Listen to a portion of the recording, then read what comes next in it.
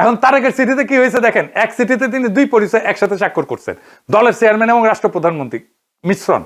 এই চিঠির প্রাপক একজন দলীয় সভাপতি, সরকারি কেউ না। অর্থাৎ এক পক্ষ দল, এত এক পক্ষ দল এবং রাষ্ট্র, অন্য পক্ষ শুধু দল, এটাকে বলে অ্যাসিমেট্রি। চিঠি বহন করতেছে কে? একজন সরকারি উপদেষ্টা, সরকারি সফরে, সরকারি বিমানে, রাষ্ট্রের সময়, রাষ্ট্রের সম্পদ, রাষ্ট্রের মর্যাদা সবকিছু দলীয় সম্পর্কের সেবায়। এই ধরনের আচরণ বহুদলীয় গণতন্ত্রে কোথাও হয় না, কোথাও না। লেবার পার্টির নেতা ইউকের প্রধানমন্ত্রী হইলে তিনি ভারতের বিজেপি সভাপতিকে প্রধানমন্ত্রী হিসেবে চিঠি লেখেন না, লিখলে ব্রিটিশ সংসদে তুলকালাম হবে।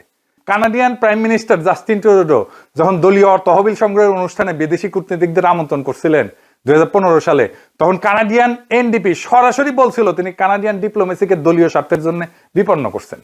এটা তুলনা করেন, শেখ হাসিনা 2014 সালে মোদীকে অভিনন্দন জানাইছিলেন, বিজেপি সভাপতি রাজনাথ সিংকে বাংলাদেশ সরকারে আমন্ত্রণ জানাইছিলেন।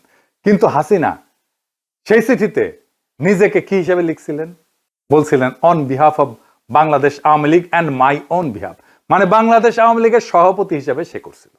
শুধু দলীয় পরিচয় না, প্রধানমন্ত্রী পরিচয় আলাদা রাখা হয়েছিল। তারেক সেই দূরত্ব রাখেনি, দুই পরিচয়কে একসাথে মিশাইছেন। হাসিনার চেয়ে এক ধাপ আগায় গেছেন ভারতের প্রেমের প্রশ্নে। এবার বলেন আমাদের বিরোধী দল এটা সংসদে প্রশ্ন তুলছে, তোলেনি কেন? তোলেনি। এবার আসি ফেলানি প্রশ্নে। বিবিসির সাথে সাক্ষাৎকারে তো অনেক বোমবাস্টিং কথা বলছিল, 2 মাসে বেশি সময় কাটে গেছে না। এই পুরো সময়কালে তারেক রহমান কতবার জনসমক্ষে ফেলানি শব্দটা উচ্চারণ করছে? একবারও না। এমনকি সীমান্ত হত্যা হইলেও সে কিছু বলে নাই, ফেলানির নাম মুখে আনেনি। যে ফেলানির নাম তার নির্বাচনী প্রচারণার কেন্দ্রে ছিল, তার ইমেজ বিল্ডিং এর কেন্দ্রে ছিল, সে ক্ষমতা এসে আর উচ্চারণ করলো না। সীমান্ত হত্যা নিয়ে কোনো জনসমক্ষে বিবৃতি দিচ্ছেন না। বিএনপি নিজের পরিসংখ্যানে যে 24 জন বাংলাদেশি নিহত হয়েছে বলছিল, সেই 24টা পরিবারের জন্য প্রধানমন্ত্রী কোনো শোক বিবৃতি দিচ্ছে, তাদের সাথে দেখা করছে, কথা বলছে, তাদের কোনো খোঁজ খবর নিছে? নেয়নি। বিএসএফ এর হাতে পুশিন হওয়া 3399 জনের জন্য কোনো প্রতিবাদ নাই। তাদের জন্য কি করছে? নাই, কিচ্ছু নাই, সব চুপ। সেই মানুষ, একই মানুষ যে বলছিল আর একটা ফেলানি ঝুলতে দেখতে চাই না, তার কণ্ঠস্বর এখন কোথায়? কি এখন মুখটা বন্ধ কেন? বলেন তো কি বলছিলেন? আপনার মুখটা এখন বন্ধ কেন? বলেন তো কি বলছিলেন এতক্ষণ ধরে? মুখটা বন্ধ কেন এখন? দেশ কোথায়? গোপালী। আর একটা প্রতিশ্রুতি ছিল তিস্তা জাতিসংঘে যাবে, এটাও তারেক রহমান নিজে বলছিল ফেব্রুয়ারি 2025-এ। শুধু তাই না, তিস্তা কথা বলছে খলিলুর রহমান। গঙ্গার পানি বন্টন চুক্তি 1996 সালে করছিল, 30 বছরের চুক্তি। এই চুক্তির মেয়াদ শেষ হচ্ছে ডিসেম্বর 2026-এ। 8 মাস পরে, এই ডিসেম্বরে গঙ্গা চুক্তির নবায়ন নিয়ে কোনো কথা বলছে? না, বলেনি। তিস্তা মাস্টার প্ল্যান নাকি করবে, ইন্ডিয়া বাগড়া দিছে, তিস্তা মাস্টার প্ল্যানের কথা বলছে? না, বলেনি। জাতিসংঘের কথা তুলছে? না, বলে। প্যানের ন্যায্য হিসার কথা বলছে? না, তোলেনি। যা যা তোলা সম্ভব ছিল কিছুই তোলা হইল না। আপনার হাতে 5টা তাস আছে, আপনি একটাও টেবিলে রাখলেন না। এর মানে 2টার একটা, হয় আপনি খেলতে জানেন না, না হয় আপনি খেলতে চাইতেছেন না। প্রথমটা অজ্ঞতা, দ্বিতীয়টা আজ্ঞাবহতা। ডিপ্লোম্যাটের বিশ্লেষণে একটা কথা বলছে যে এই যে গঙ্গার পানি চুক্তি, এইটা এজেন্ডার মধ্যেই ছিল না, আলোচনাতেই আনা হয়নি। তবে একটা জিনিস খুব দ্রুত হয়েছে। কোনটা? অসাধারণ দ্রুতভাবে হয়েছে। কি সেটা? ভিসা, ভিসা, ভিসা, ভারতীয় পর্যটন ভিসা। হাসিনা পতনের পর বাংলাদেশের জন্য ভিসা বন্ধ হয়ে গেছিল না? 25 সালের নির্বাচনের ঠিক আগে পুরোপুরি বন্ধ হয়ে গেছিল, নিরাপত্তার কারণ দেখায়। শপথের মাত্র 7 দিন পর 24শে ফেব্রুয়ারি বাংলাদেশ সরকার ভিসা প্রক্রিয়া পুনরায় চালু করলো বাংলাদেশ দিকে। 7 দিন হিসাব মিলান, আদানি চুক্তি বাতিল, হোমওয়ার্ক দরকার, সীমান্ত হত্যা তদন্ত দরকার, আলোচনায় সমাধান, তিস্তায় জাতিসংঘ অনুপস্থিত, গঙ্গা চুক্তির নবায়নের চাপ, এগুলো অনুপস্থিত, ফেলানির নাম উচ্চারণ শূন্য, ভিসা 7 দিন। তাহলে বিএনপির কাছে কোনটা অগ্রাধিকার? জনগণের সাথে প্রতিশ্রুতি, তার স্লোগান, তার ন্যারেটিভ, নাকি দিল্লির কাছে দায়বদ্ধতা? ভিসা দিছে আবার রোগী নিবে, শপিং এ যাবে আমাদের লোকজন, কলকাতা আবার মুখরিত হবে বাংলাদেশের টাকা। এই তো হিসাব। 60 দিন মানে 2 মাস। এই 2 মাসের মধ্যে এত সব ঘটনা ঘটে গেছে। প্রত্যেকটা প্রতিশ্রুতি ভেঙে পড়ছে, প্রত্যেকটা স্লোগান উল্টায় গেছে, প্রত্যেকটা বাক্য মিথ্যা হয়ে গেছে। এটা স্বাভাবিক না। সরকার বদলাইতে সময় লাগে, পলিসি রিভার্সালে সময় লাগে, একটা ক্যাবিনেট সিদ্ধান্ত লাগে অনেক সময়, আন্তর্জাতিক চুক্তি রিনেগোশিয়েট করতে লাগে মাসের পর মাস, বছরের পর বছর। নীতিগত পরিবর্তন এত দ্রুত হয় না। এই 60 দিনের মধ্যে এই কাজগুলো হইলো কি করে? আর এটার একটাই উত্তর আছে, এটা নীতিগত পরিবর্তন না, এইটা প্রস্তুতির প্রকাশ, দীর্ঘ প্রস্তুতির প্রকাশ। এই প্রস্তুতিটা আগে থেকেই ছিল, শপথের পর শুধু প্রকাশ হয়েছে। কিভাবে? ইন্ডিয়ার একটা কৌশল আছে, সেই কৌশল দশকের পর দশক ধরে কাজ করছে। এই কৌশল বুঝতে হলে আপনাদের একজন মানুষের নাম জানতে হবে। নাম কি? শিশির বাজোরিয়া। কে শিশির বাজোরিয়া? কলকাতার ব্যবসায়ী, ইস্পাত ব্যবসার সাথে জড়িত। এই পর্যন্ত সাধারণ তথ্য, কিন্তু গুরুত্বপূর্ণ তথ্য হইতেছে শিশির বাজারিয়া শুধু ব্যবসায়ী না, তিনি বিজেপির সদস্য, তাও সাধারণ সদস্য না, ওভারসিজ ফ্রেন্ডস অফ বিজেপি এই সংগঠনের কোর কমিটির সদস্য। ওভারসিজ ফ্রেন্ডস অফ বিজেপি এটা কি? এটা বিজেপির সেই শাখা যা বিদেশে বিজেপির প্রভাব বিস্তার করে, বিদেশি সরকারগুলোর সাথে সম্পর্ক রক্ষা করে। এদের কাজ হইল বিজেপির হয়ে ব্যাক চ্যানেল ডিপ্লোমেসি রক্ষা করা। এই শিশির বাজারিয়া তিনি এমন একজন মানুষ যে বাংলাদেশের প্রধান দুই দলের শীর্ষ নেতৃত্বের সাথে দীর্ঘদিনের সম্পর্ক বজায় রাখছে, বিএনপির সাথেও আওয়ামী লীগের সাথেও একসাথে 15-20 বছর ধরে। এটা আকস্মিক না, এটা কাকতালীয় না, এটা পরিকল্পিত কৌশল। কৌশলটা কি? ভারত কখনো একটা ঘোড়ার উপরে বাজি ধরে না, সামনে একটা সম্পর্ক রাখে, পিছনে অন্যটা। কূটনীতির ভাষায় এই কৌশলকে বলে ফ্রন্ট চ্যানেল এবং ব্যাক চ্যানেল ডিপ্লোমেসি, মানে সামনে পিছনে দুই দিক দিয়ে লাগায়। এজন্য 2024-এ হাসিনা যখন পড়লো ফ্রন্ট চ্যানেল বন্ধ হইলো, কিন্তু ভারতকে অসহায় হয়ে গেল না, ব্যাক চ্যানেল সেদিনই সামনে এসে নতুন ফ্রন্ট চ্যানেল হয়ে গেল। এটা শুধু থিওরি না, এটা আপনাকে দলিল সহ দেখাইতেছি। এই যে দিল্লি সফরে গেল খলিলুর রহমান না, তারা গেছে বিজেপির সদর দপ্তরে 11 অশোকা রোডে। বৈঠকে সারা কথা জানে যে আসছে কারা দুইজন, একজন বিজয় চৌঠাইলাল বিজেপির ফরেন অ্যাফেয়ার্স ডিপার্টমেন্টের ইনচার্জ, আর একজন শিশির বাজারিয়া, সেই একই বাজারিয়া। আকস্মিক না, পরিকল্পনা। ভারত কখনো বিএনপির দরজা বন্ধ হইতে দেয়নি। দেখেন না, আমির খসরু মাথা নিচু করে আছে অমিত শাহের সামনে। ওরা জানে একদিন এই দরজা কাজে লাগবে, সেই দিন আসছে। এবার আসেন খলিলুর রহমান আর অজিত দোভালের লম্বি কাহিনী। খলিলুর রহমানকে নিয়োগ দেওয়া হয়েছিল হাই রিপ্রেজেন্টেটিভ রোহিঙ্গা ইস্যু নিয়ে এবং প্রায়োরিটি অ্যাফেয়ার্স, উপদেষ্টা পদমর্যাদা। কিন্তু পদটা মনে রাখেন, রোহিঙ্গা প্রশ্নে উপদেষ্টা, নিরাপত্তা সংক্রান্ত কোনো পদ না, জাতীয় নিরাপত্তা কাঠামোর সাথে কোনো সম্পর্ক নাই, শুধু একটাই বিষয় রোহিঙ্গা সমস্যা। এই পর্যন্ত ঠিক আছে। এবার আসল ঘটনা। 3 এপ্রিল 2025 ব্যাংককে সাংগ্রিলা হোটেলে গ্র্যান্ড বলরুমে বিমস্টেকের সম্মেলন হইতেছে। নৈশভোজ, 7 দেশের নেতারা উপস্থিত। বাংলাদেশের প্রফেসর ইউনূস আছে, মোদি আছে, থাইল্যান্ড, মিয়ানমার, নেপাল, ভুটান, শ্রীলঙ্কা, সবাই আছে। কিন্তু আমি আপনাদের আজকে একটা দেখাবো, একটা ছবি যা বাংলাদেশের প্রধান উপদেষ্টা প্রেস উইং নিজেই প্রকাশ করছিল। এই যে এই ছবিটা দেখেন, ছবিতে দেখা যাচ্ছে এক টেবিলে বসে আছে দুইজন, একজন অজিত দোভাল আর একজন খলিলুর রহমান। খলিলুর রহমান সেই সময় বাংলাদেশের সিকিউরিটি অ্যাডভাইজার না, পররাষ্ট্রমন্ত্রীও না। তাহলে দোভালের সাথে তার কি খাম? দোভালের সাথে দীর্ঘক্ষণ কথা বললেন, কি কথা বললেন এই কথাটা আন্দাজ করতে হবে না। ভারতের পররাষ্ট্র মন্ত্রণালয়ের একজন সিনিয়র কর্মকর্তা ম্যাগাজিনকে বিস্তারিত বলছে, তার কথা হইতেছে দোভাল খলিলুরের সাথে ফ্র্যাঙ্ক আলোচনা করছেন, ভারতের কাছে কি কি সম্পূর্ণ আনঅ্যাকসেপ্টেবল সে তালিকা তিনি সরাসরি দিচ্ছেন। সবচেয়ে গুরুত্বপূর্ণ বিষয়, বাংলাদেশ থেকে ভারত বিরোধী কার্যকলাপ পরিচালনা করা। একজন রোহিঙ্গা প্রতিনিধির সাথে ভারতের ন্যাশনাল সিকিউরিটি অ্যাডভাইজার কেন বসবেন? রোহিঙ্গা সংকট নিয়ে কথা বলতে, নাকি ভারতের রেড লাইন জানাইতে? আরো একটা বিষয় দোভাল তুলছেন, ইউনুসের চীন সফরের সময় একটা বিবৃতি, যেখানে ইউনুস বলছিলেন যে ভারতের উত্তর পূর্ব একটা ল্যান্ডলক অঞ্চল, যেটা চীনের বিনিয়োগে বাংলাদেশের মাধ্যমে উপকৃত হতে পারে। দোভাল এই বিবৃতি নিয়ে খলিলুরকে প্রশ্ন করে, খলিলুর ব্যাখ্যা দিয়েছেন, দোভাল সন্তুষ্ট হয়নি। একটা রাতের ডিনারে খলিলুর রহমান কি হয়ে গেলেন, একজন রোহিঙ্গা বিষয়ক হাই রিপ্রেজেন্টেটিভ থেকে ভারতের ন্যাশনাল সিকিউরিটি অ্যাডভাইজারের চোখে বাংলাদেশের পক্ষ থেকে ভারতের নিরাপত্তা উদ্বেগ জবাবদিহিতার দায়িত্বে থাকা একজন সর্বোচ্চ পর্যায়ের ইন্টারলোকেটর। 3 এপ্রিল এই ডিনার হইল না, 9 এপ্রিল, মাত্র 6 দিন পরে বাংলাদেশ সরকার গেজেট নোটিফিকেশন দিয়ে খলিলুর রহমানকে সিকিউরিটি অ্যাডভাইজার বানাইলো। এটা কোনো দুর্ঘটনা না, এটা একটা সিগন্যাল। দিল্লি সেই রাতে বুঝাইছিল এই মানুষটা আমাদের সাথে কথা বলতে পারে। কোন সুস্থ রাষ্ট্রে এভাবে ন্যাশনাল সিকিউরিটি অ্যাডভাইজার বাছাই করা হয় না। একটা দেশের ন্যাশনাল সিকিউরিটি অ্যাডভাইজার যিনি সর্বোচ্চ গোপন সামরিক তথ্য জানেন, সামরিক বাহিনীর সাথে সমন্বয় করবেন, গোয়েন্দা সংস্থার তদারকি করবেন, তার নিয়োগের ভিত্তি হয় দেশের ভিতরের বিবেচনা। ভারতের এনএসএ টেবিলে ফ্র্যাঙ্ক ডিসকাশনের 5 দিন পরে না। এরপরে খলিলুর রহমান কি করলেন, তার প্রথম কয়েকটা বিদেশি সফর কোথায় গেলেন দেখেন, 5 মাসের মধ্যে 4 বার। একটা জায়গায় দোহা, কাতারের রাজধানী, 26 মে, 26 জুলাই, 28 আগস্ট, 25 নভেম্বর, 4 বার 5 মাসে একই ফ্লাইটে বারবার। দোহা কেন বারবার? কাতার বাংলাদেশের কোনো স্ট্র্যাটেজিক পার্টনার না, বাণিজ্যিক অংশীদারিত্ব সীমিত, সীমান্ত বিরোধ নাই, সামরিক চুক্তি নাই, বড় বিনিয়োগ নাই। দোহাতে বাংলাদেশের সিকিউরিটি অ্যাডভাইজারের কাজ কি? সহজ উত্তর, দোহাতে অন্য কেউ ছিল। দোহাতে আছে আমেরিকার আল উদেইদ এয়ারবেস, বিশ্বের বৃহত্তম সামরিক স্থাপনাগুলোর একটা।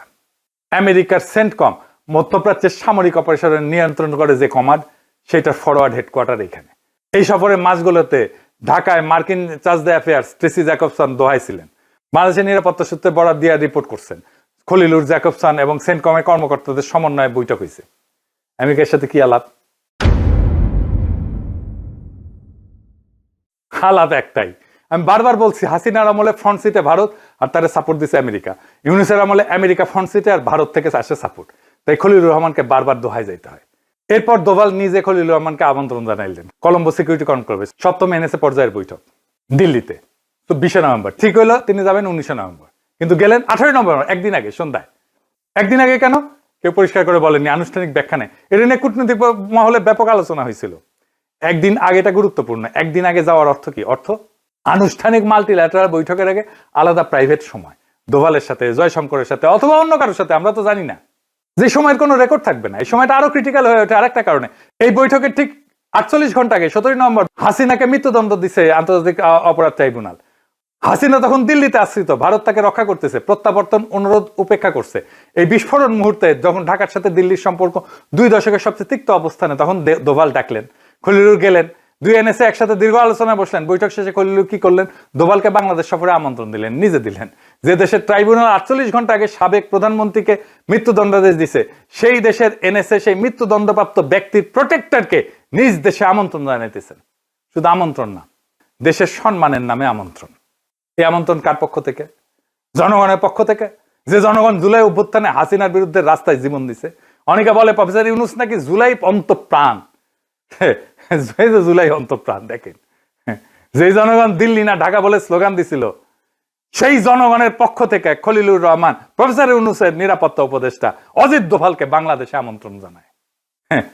এই আমন্ত্রণ জনগণের পক্ষ থেকে না, এই আমন্ত্রণ সেই বন্দোবস্তের পক্ষ থেকে, কাঠামোর পক্ষ থেকে, যে কাঠামোর কথা আমি এপিসোডের শুরু থেকে বলে আসতেছি।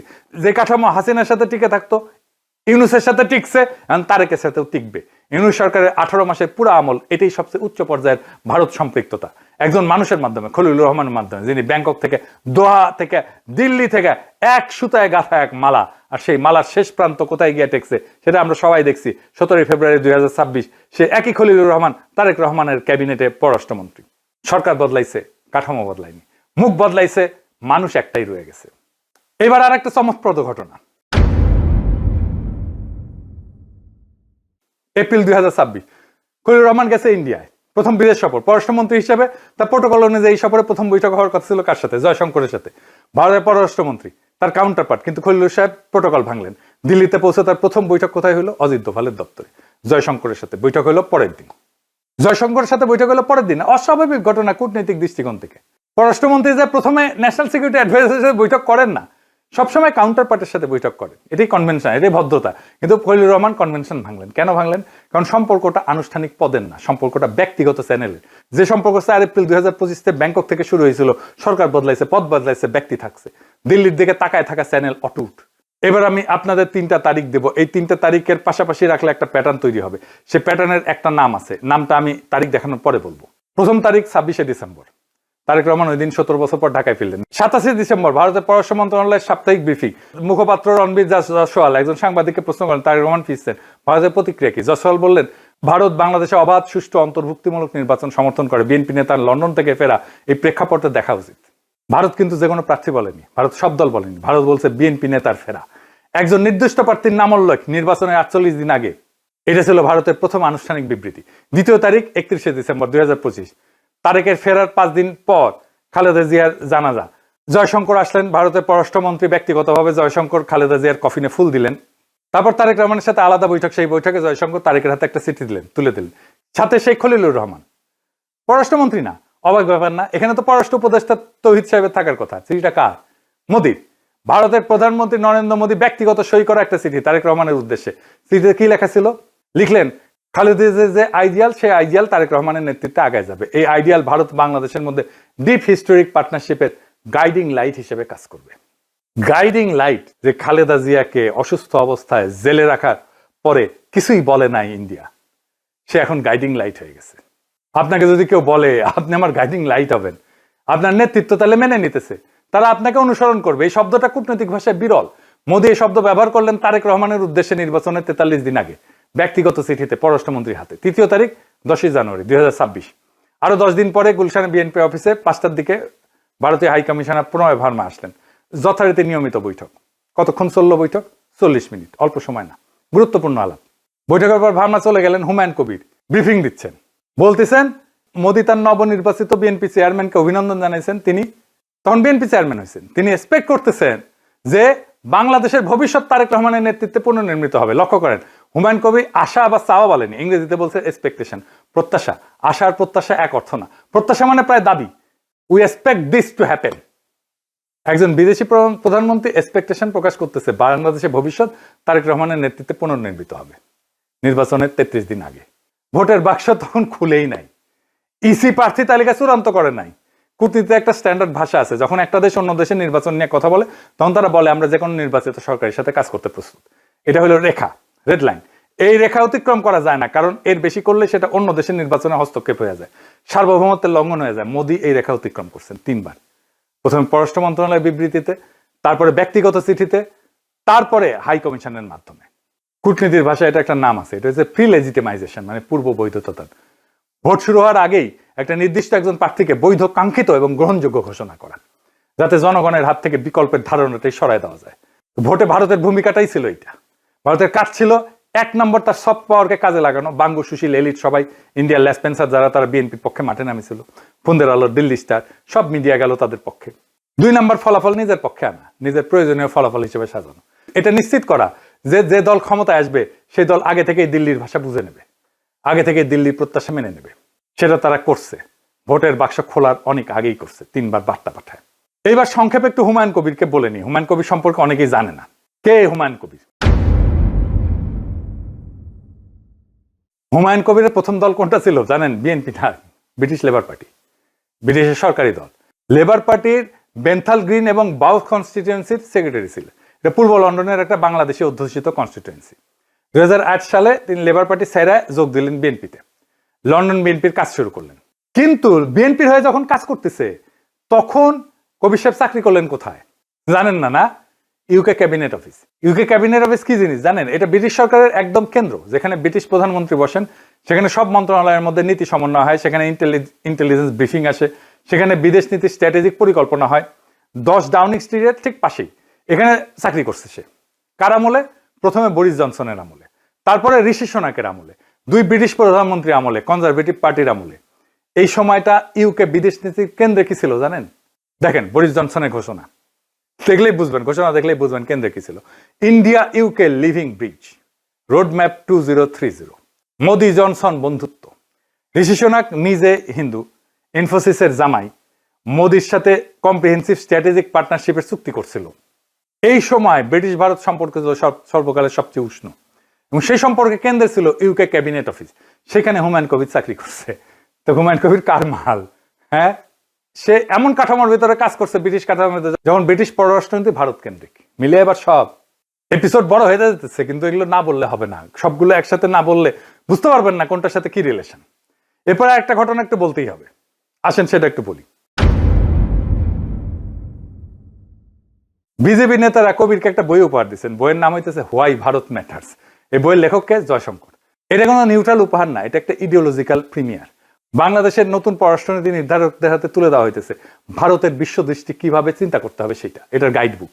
এখানে বলছে ভারত মানে ইন্ডিয়া না, ভারত মানে একটা সভ্যতা, একটা সিভিলাইজেশন প্রজেক্ট, এবং সেই সভ্যতার অংশ বাংলাদেশ। আমাদের উচিত সেই সভ্যতাকে গ্রহণ করা। নতুন ছাত্রদের জন্য টেক্সট বুক, যে টেক্সট বুক আওয়ামী লীগও পড়ছে, মানছে। একই বৈঠকে বিজেপি নেতারা আর একটা বিষয় উঠাইছেন।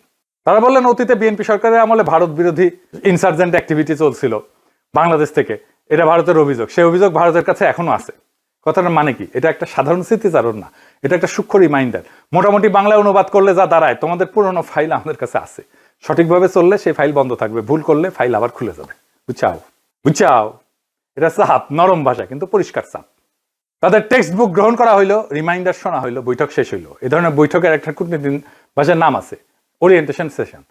নতুন ছাত্রদের প্রথম দিনের ক্লাস, এখানে বলে দেওয়া হয় এই বিশ্ববিদ্যালয়ের নিয়ম কি, কি করতে হবে, কি করা যাবে না, কোন বইটা পড়তে হবে। হ্যাঁ, বুঝছাও? এই যে মিলন সাহেব, মিলন ভাইয়ের মতো আর কি। তোমরা কেমন আছো? ঠিক মতো লেখাপড়া করো তো? করতে হবে, নকল আর হবে না। কি গো বাবা? এই তোমরা কেমন আছো? পড়াশোনা ঠিক মতো করো তো? করতে হবে, নকল আর হবে না। সার্বভৌম রাষ্ট্রের কূটনীতিতে এই ধরনের দৃশ্য বিরল। বিরল কারণ স্বাধীন দেশে পররাষ্ট্রনীতি নির্ধারকরা বিদেশে যায় ওরিয়েন্টেশন নিতে যায় না, তারা ইকুয়াল হিসাবে যায়। কিন্তু কবির খলিলুর গেছে অংশ নিলে। এবার আমি আপনাদেরকে 2টা ঘটনা পাশাপাশি দেখাবো, একদিকে চীন, অন্যদিকে ইন্ডিয়া। একই সময় একই সরকার একই ইস্যু নিয়ে 2 দেশের সাথে বাংলাদেশ কিভাবে আচরণ করলো সেটা দেখলে অনেক কিছু বোঝা যাবে। 9 মার্চ 2026 চীনের রাষ্ট্রদূত গেলেন অর্থমন্ত্রী আমির খসরু মাহমুদ চৌধুরীর কাছে, নিজে থেকে কেউ ডাকেনি, নিজেই আসছেন। এই বৈঠকে বললেন চীন বাংলাদেশের জ্বালানি সংকট সমাধানে সহযোগিতা করতে চায়, চীন জ্বালানি সরবরাহে আগ্রহী, একসাথে কাজ করতে চায়। চীন এদের থেকে প্রস্তাব দিতেছে, জ্বালানি সহযোগিতার অফার দিচ্ছে, বাংলাদেশের পক্ষ থেকে কিছু জিজ্ঞেস করা হয়নি, কিন্তু চীন নিজে থেকে আগে আসছে। বিএনপির তরফ থেকে কোনো সাড়া নাই, কোনো কমিটি নাই, কোনো ফলো আপ নাই, কোনো মিটিং নাই। চীন প্রস্তাব দিল, বাংলাদেশ গ্রহণ করলো না। একই দিনে 9 মার্চ 2026 যেদিন চীনের রাষ্ট্রদূত অর্থমন্ত্রীকে জ্বালানি প্রস্তাব দিয়েছে, একই দিনে প্রণয় ভার্মা জ্বালানি মন্ত্রী টুকুর সাথে বৈঠক করতেছে। এখানে ভারত বাংলাদেশকে প্রস্তাব দিতেছে না, বাংলাদেশ ভারতকে প্রস্তাব দিতেছে। বাংলাদেশ নিজে থেকে বলতেছে আপনাদের নুমালীগড় পাইপলাইন থেকে আরো ডিজেল দেন, চলতি বছরে 5000 টন আসছে, আমরা চাই মাসে 20,000 টন। একদিকে চীন নিজে জ্বালানি প্রস্তাব দিতেছে, অর্থমন্ত্রীর দরজায় হাজির, বাংলাদেশ সাড়া দিতেছে না। অন্যদিকে বাংলাদেশ ভারতের কাছ থেকে নিজে থেকে গেছে, নিজে থেকে আবেদন করতেছে, নিজে থেকে ভারতের কাছে ভিক্ষা চাইতেছে। জ্বালানি প্রশ্নকে নিজে থেকে প্রস্তাব দিছে চীন, বাংলাদেশ ফিরাই দিছে। আর ভারত বাংলাদেশ তাদের দরজায় ভিক্ষায় থালা নিয়ে দাঁড়ায় আছে। দেখলেন তো, সব হিসাব মিলছে এক জায়গায়। তারেক রহমান অনেক আগে থেকে ইন্ডিয়ার সাথে একটা ব্যাক চ্যানেল মেনটেন করতেছে, আর সেই ইন্ডিয়ার সাথে একটা সিস্টেম করে ক্ষমতা এসেছে। জুলাই 2024 ছিল আমাদের জীবনের একটা মাহেন্দ্রক্ষণ। আমাদের ছেলেমেয়েরা রাস্তায় নামছে, বুকে গুলি খাইছে, আবু সাইদ দাঁড়াইছিল বুক চিতায়, মুগ্ধ পানি বিতরণ করতে গিয়ে শহীদ হয়েছে। শত শত পরিবারের সন্তান আর ফিরে আসেনি, অনেকে আহত হয়েছে, পঙ্গু হয়েছে, অঙ্গ হারাইছে। তারা সবাই একটা স্বপ্ন নিয়ে জীবন দিছিল। কি স্বপ্ন? বাংলাদেশকে বদলায় দেওয়ার স্বপ্ন, সার্বভৌম বাংলাদেশের স্বপ্ন। বাংলাদেশকে আর মাথা নত করে চলতে হবে না, স্বাধীন বাংলাদেশ। আমরা বলছিলাম আবার স্বাধীন হয়েছে বাংলাদেশ, যেখানে জনগণ প্রভু, যেখানে বিদেশি শক্তি কাউকে হাতের পুতুল বানাইতে পারবে না। বাংলাদেশ সরকার বদলাইছে, কাঠামো বদলায় নেই, বন্দোবস্ত বদলায় নেই। হাসিনার মডেলটা ছিল জোর করে ভারত পন্থা দিয়ে রাষ্ট্র চালানো। এই মডেল 2024 সালে ভেঙে পড়ছে, কিন্তু ভারতের চাহিদা বদলায়নি। তার চাহিদা ট্রানজিট, তার চাহিদা করিডোর, তার চাহিদা এনার্জি, তার চাহিদা ভারতের জ্বালানির বাজার হিসেবে বাংলাদেশকে পাওয়া, ভারতীয় পণ্যের বাজার হিসেবে বাংলাদেশকে পাওয়া।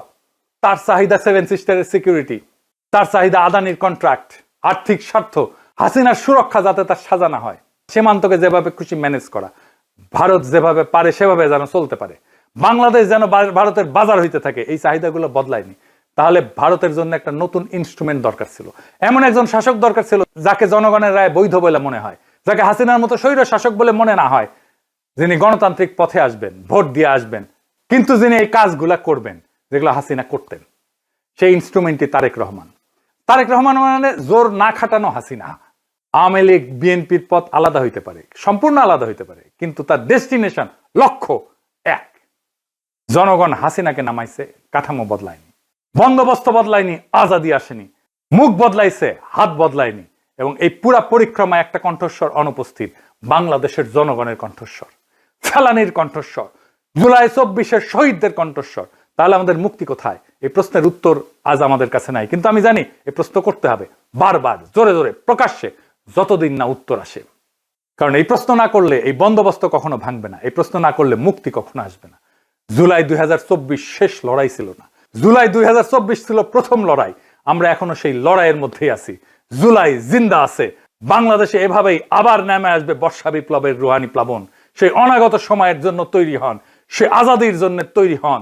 ইনকিলাব জিন্দাবাদ।